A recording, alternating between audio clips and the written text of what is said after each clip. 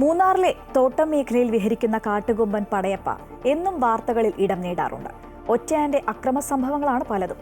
എന്നാൽ മൂന്നാറിൽ വിഹരിക്കുന്ന പടയപ്പയ്ക്ക് ആരാധകരുമേറെയുണ്ട്. മാട്ടുപ്പെട്ടി അണക്കെട്ടിന് സമീപം പുൽമേട്ടിൽ നിലയുറപ്പിച്ച പടയപ്പയുടെ കാഴ്ച സഞ്ചാരികൾക്ക് വലിയ കൗതുകമായി. കാടിറങ്ങി നാട്ടിൽ വിലസുന്ന കാട്ടുകൊമ്പൻ പടയപ്പ തൊഴിലാളി കുടുംബങ്ങൾക്ക് പലപ്പോഴും വലിയ ആശങ്കയായി മാറാറുണ്ട്. എന്നാൽ നീണ്ട കൊമ്പുകളും വിടർന്ന മസ്തകവുമൊക്കെയുള്ള പടയപ്പയുടെ ആനച്ചന്തത്തിന് ആരാധകരും ഏറെയുണ്ട്. വാർത്തകളിലും റീൽസുകളിലും നിറയുന്ന പടയപ്പയ്ക്ക് കേരളത്തിന് പുറത്തും ആരാധകർ നിരവധി. കഴിഞ്ഞ ദിവസം മാട്ടുപ്പെട്ടി അണക്കെട്ടിന് സമീപം പുൽമേട്ടിൽ നിലയുറപ്പിച്ച് തീറ്റ തേടിയ പടയപ്പ വിനോദസഞ്ചാരികൾക്ക് കൗതുക കാഴ്ച സമ്മാനിച്ചു. റീൽസുകളിലും വാർത്തകളിലും മാത്രം കണ്ടറിഞ്ഞ പടയപ്പയെ അധികം ദൂരെയല്ലാതെ കാണാൻ കഴിഞ്ഞത് സഞ്ചാരികൾക്ക് നവ്യാനുഭവമായി.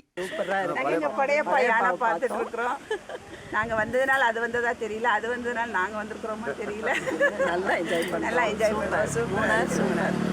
ലയങ്ങൾക്കരികിലൂടെ ചുറ്റിത്തിരിയുമെങ്കിലും പടയപ്പ മുമ്പ് വലിയ അക്രമ സ്വഭാവം പുറത്തെടുത്തിരുന്നില്ല. എന്നാൽ കഴിഞ്ഞ കുറെ നാളുകളായി ഇതിൽ മാറ്റം വന്നു. മദപ്പാടിന്റെ കാലയളവിലാണ് പടയപ്പ കൂടുതൽ ആക്രമണകാരിയാകാറുള്ളത്. തോട്ടം മേഖലയിൽ ആശങ്ക ഉയർത്തുന്ന കാട്ടുകൊമ്പനാണ് പടയപ്പയെങ്കിലും മനുഷ്യർക്കിടയിലൂടെ അതിജീവനത്തിനായി ചുറ്റിത്തിരിയുന്ന ഒറ്റയാനോട് വിനോദസഞ്ചാരികൾക്ക് മാത്രമല്ല തൊഴിലാളി കുടുംബങ്ങൾക്കും തെല്ലൊരു മാനസിക അടുപ്പം തോന്നിയിട്ടുണ്ടെന്നത് യാഥാർത്ഥ്യമാണ്. MC Boban, Amrita News, Idukki.